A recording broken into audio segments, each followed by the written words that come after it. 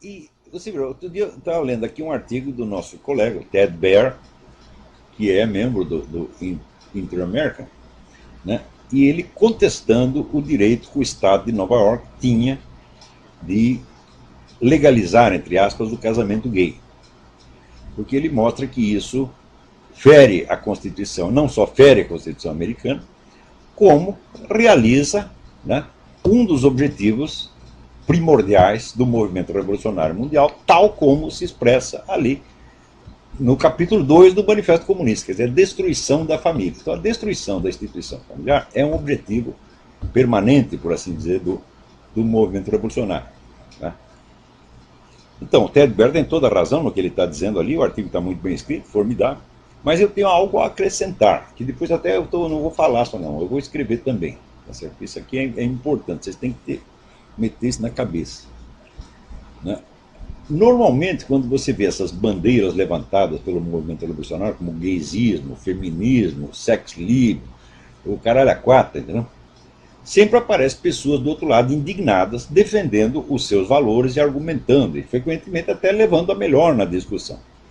Tá certo? Mas, se leva a melhor na discussão, por que o outro lado sempre acaba vencendo na prática?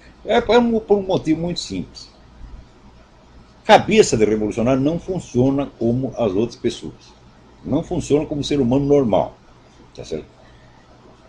Isso quer dizer que toda bandeira que um revolucionário levanta não é nunca, nunca, nunca um ideal literal no qual ele acredite sinceramente e que ele pretenda realizar.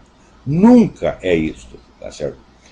O revolucionário muda de metas com a constância que muda mais de meta do que muda de cueca. Tá? Muda do dia para a noite. Tão logo ele vê que aquela bandeira que ele está defendendo levou a pior na argumentação, ou está difícil de se realizar na prática, ele passa para o negócio contrário, porra. Às vezes não é nem sucessivo, às vezes é simultâneo. Ele defende uma coisa num país e a coisa contrária no outro país. Como, por exemplo, na primeira metade do século XX, enquanto na Rússia eles promoviam a perseguição antirreligiosa mais sangrenta da história humana, matando cristão adoidado, né, para impor, vamos dizer, o ateísmo como doutrina oficial, ao mesmo tempo, no Ocidente, eles tentavam ganhar os cristãos pela lisonja e pela imitação, né, imitação doce do discurso religioso. Então diziam uma coisa aqui e a coisa contrária do outro lado, conforme as conveniências de momento e de lugar, o revolucionário muda, tá certo, de posição com uma facilidade extraordinária. Por exemplo, quem conhece a história do Partido Comunista sabe que para você encontrar, por exemplo, nos anos 50, 60, se você queria encontrar uma família patriarcal tradicional, né, rígida e hierárquica, daquelas que aparecem em filme italiano, filme de siciliano, era só procurar um cara do comitê estadual ou do comitê central do Partido Comunista. Eram os pais mais autoritários, mais rígidos e mais moralistas que tinha. Né? Ao mesmo tempo, por exemplo, você falar de gay, né, para aquela gente, eles odiavam, tinham um nojo. Olha, a posição do comunista perante o gaysismo você pode encontrar nas obras do famoso Dr. Wilhelm Reich, que é um apóstolo do sex lib. Ele dizia o seguinte: o homossexualismo é uma perversão criada graças à alienação capitalista. E que, quando viesse a sociedade socialista, não teria mais viados no mundo. Né? Ele dizia: você já viu alguém se levantar contra o Dr. Wilhelm Reich? Não, ninguém vai falar. Não, ele era homofóbico. Não, de jeito nenhum. É um monstro sagrado, é uma vaca sagrada do comunismo, é intocável. Então, isso para vocês terem ideia de como era o moralismo comunista naquela época. Né? Então, ao mesmo tempo que os comunistas praticavam, né, essa rigidez patriarcal dentro das suas famílias e dentro do partido inteiro era assim, tá certo? Eles estavam fomentando o sex livre, gaysismo e feminismo no Ocidente, porra. Então, como é que você vai levar literalmente a sério essas bandeiras que ele levanta e achar que você pode derrotá-los na base da simples argumentação lógica? Quer dizer, o sujeito prega a destruição da família, eu prego a manutenção da família. Eu ganho a discussão com ele e pronto, está salva a família. Ora, porra, isso é muita ingenuidade, né? Veja, para você ver, tem 2 pontos que é preciso lembrar para que se entenda como esse tipo de combate, vamos dizer, literal e mecânico, né, a mera oposição de ideal a ideal, não funciona. No próprio trecho que o Ted Baer cita do Manifesto Comunista, Karl Marx diz que a família burguesa será extinta automaticamente com a abolição da propriedade privada, porque ele acredita que a propriedade privada é o único fundamento objetivo da família. Não é, nós sabemos que não é, mas ele achava que é. Então ele achava que abolindo a propriedade privada, a família desapareceria espontaneamente ao longo dos séculos. Tá? Então, o importante ali era se concentrar na destruição da propriedade privada por meio, vamos dizer, de uma revolução violenta que destruísse, matasse a classe burguesa, tomasse os seus bens e pronto, daí a família ia acabar sozinha. Passados, né, menos de um século, já aparece Antônio Gramsci e a escola de Frankfurt com a conversa simetricamente oposta. Por quê? Porque eles viram que destruir a propriedade privada não era tão fácil. Né? Você vê que na União Soviética sempre existiu propriedade privada ilícita e legal, mas que não dá para você exterminar, porque se exterminasse aquela propriedade privada, vinha abaixo toda a economia soviética. Então o comunismo, o socialismo, era só uma fachada. Na verdade, você tinha ali um capitalismo clandestino que alimentava o país. Então viram que liquidar a propriedade privada não era tão fácil. Né? Então o que fizeram esses filhas da puta, Antônio Gramsci, o pessoal da escola de Frankfurt? Inverteu 180 graus a teoria marxista da infraestrutura e superestrutura. Porque, segundo Karl Marx, a economia é a infraestrutura, ou seja, a parte real da história, e em cima tem um véu ideológico, que é a superestrutura. Então a família seria parte da superestrutura. E a base seria a economia de propriedade privada. Então, retirando a infraestrutura, a superestrutura viria abaixo naturalmente. Era assim que achava Karl Marx. Como destruir a propriedade privada se revelou muito mais difícil do que eles poderiam esperar, e na verdade é impossível, é materialmente impossível a eliminação da propriedade privada. Né? Então eles decidiram inverter tudo. Ou seja, em vez de destruir a propriedade privada para daí destruir a família automaticamente, não, nós temos que destruir a família primeiro. E daí talvez cheguemos à destruição da propriedade privada. Ora, pô, o que você acha de uma teoria que inverte em 180 graus o que estava dizendo e continua dizendo que é a mesma, afirmando que é a mesma teoria? É claro que isso não é teoria nenhuma, isso é um charlatanismo oportunista do mais rasteiro, do mais vagabundo, do mais sem vergonha. Né? Então quer dizer que agora, depois disso, o negócio piorou. Piorou, porque depois, teórico mais recente, Ernesto Laclau, dito pensador marxista, ele já diz o seguinte, já diz que não existe nem mesmo ideologia de classe, quer dizer, você tem uma burguesia que tem uma ideologia burguesa, um proletário que tem uma ideologia proletária, assim por diante.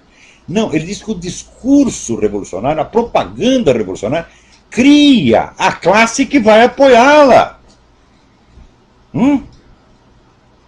Quer dizer que, em vez, vamos dizer, do elemento cultural ser a superestrutura que se ergue em cima da infraestrutura econômica, é o contrário.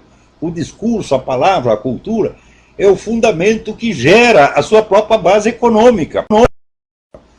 Então, a teoria que começa a dizer uma coisa e no fim diz a coisa exatamente inversa, é claro que não é teoria nenhuma. Porra. Esse é que nem esse garoto mentiroso, pego em flagrante, começa a inventar historinha.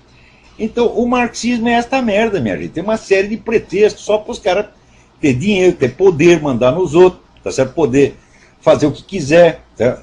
Matar, roubar, estuprar e se achar lindo, maravilhoso.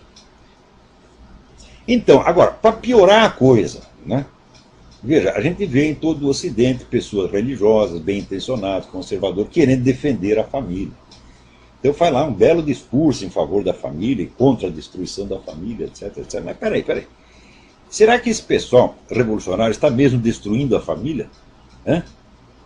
Note bem. Então, primeiro, esses grandes grupos globalistas que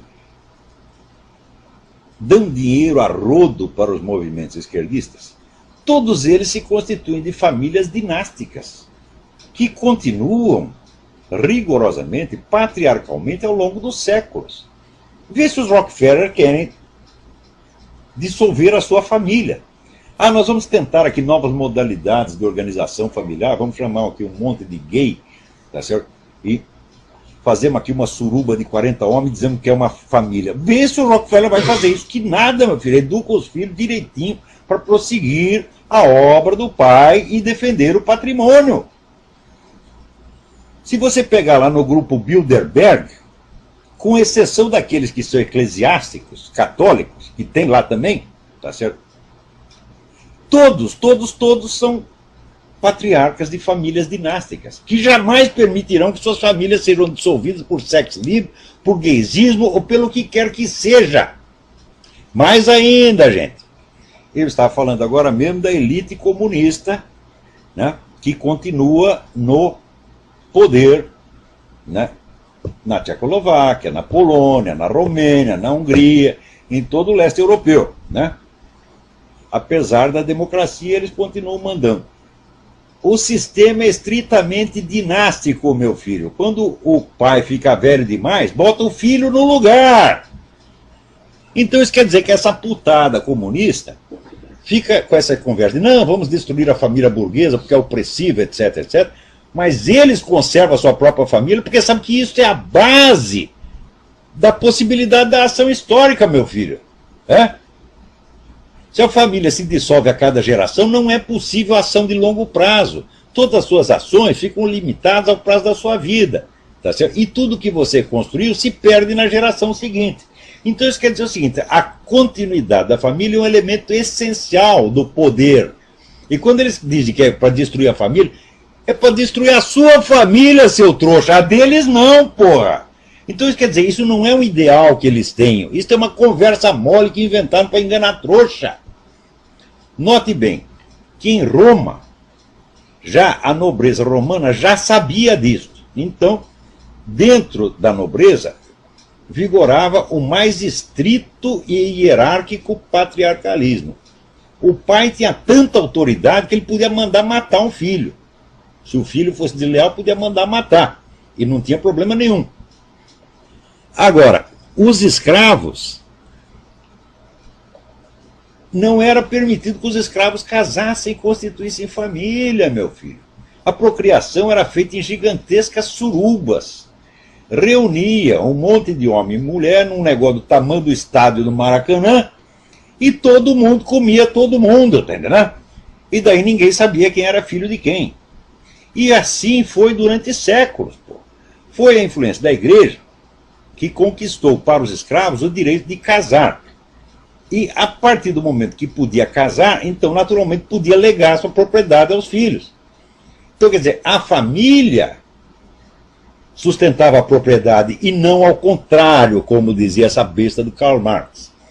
Os escravos primeiro adquiriram o direito de casar, né? E depois, em função do casamento, também o direito de legar, ainda que fosse um pouquinho, uma terra pequenininha, né? Ou um arado, um boi, uma vaca, um bode, um carneiro, né? Um cachorro, legar para o filho.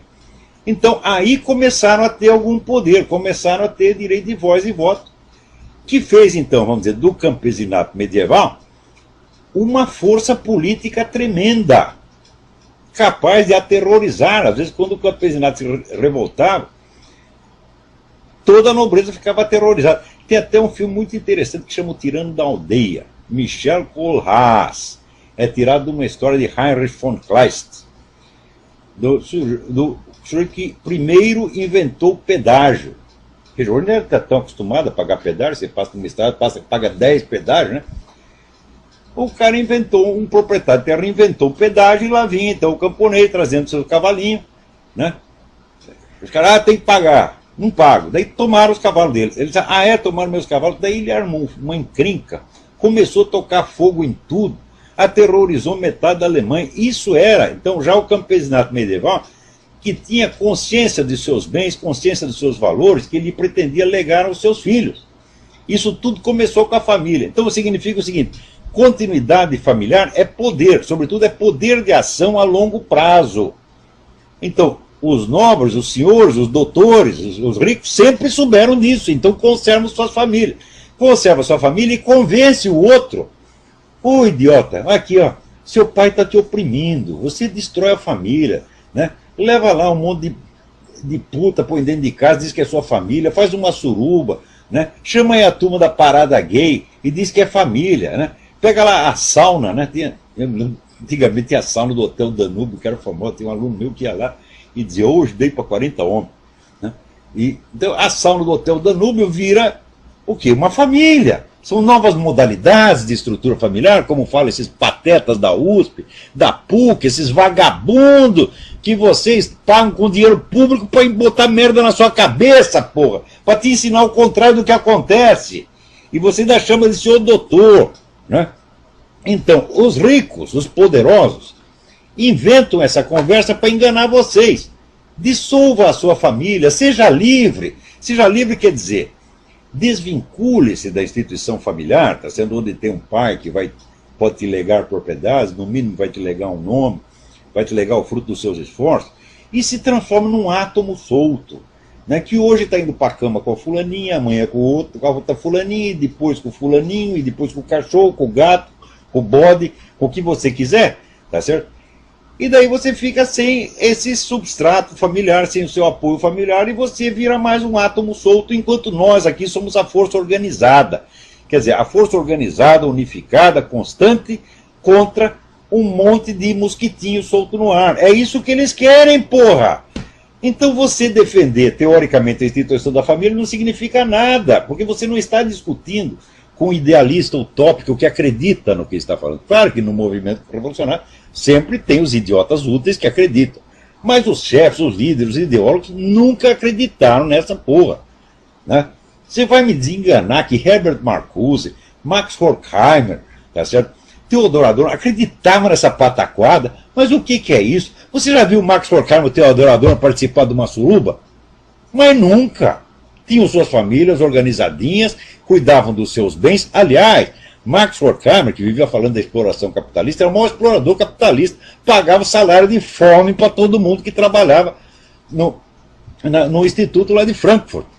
Quem conta isso? Herbert Marcuse, que era o único pobre que tinha ali, né? Claro que tinha os funcionários e tal, tinha dinheiro, mas dos intelectuais, o único pobre era o Herbert Marcuse. E o Horkheimer forçava ele a trabalhar, tá certo? Na base do pão e água. Então, vê se algum desses desperdiçou a vida dele, né? Trepando com todo mundo, praticando sexo livre. Mas nenhum é louco, porra! Hã? Já diz o mineiro, quem tem cu tem medo. Então o cara quer preservar os seus bens, porque ele sabe que se ele dilapidar o patrimônio, ele mesmo fica impotente, os seus filhos são largados na miséria, totalmente desamparados perante a força do Estado e das grandes famílias que o dominam. Então não se trata de defender abstratamente o valor da família. Trata-se de desmascarar uma operação muito filha da puta, muito canalha, que esses caras inventaram para que só eles tenham família. Como esses caras da nomenclatura toda estão lá passando o cargo de geração em geração. Lá no mundo comunista, vai lá na Hungria, na Romênia, na Polônia, você vai ver exatamente. O negócio é puramente dinástico. Né? Você veja aí o nosso amigo Alexandre Dugin, que é filho de gente da KGB e agora é o ideólogo da KGB e vai criar outro filhinho para trabalhar também na KGB e assim por diante. Né? Agora, os outros, eles convencem, desfaça a sua família, joga tudo pela janela. Né? Arrume 15 amantes, põe tudo lá dentro e diga que a suruba é família.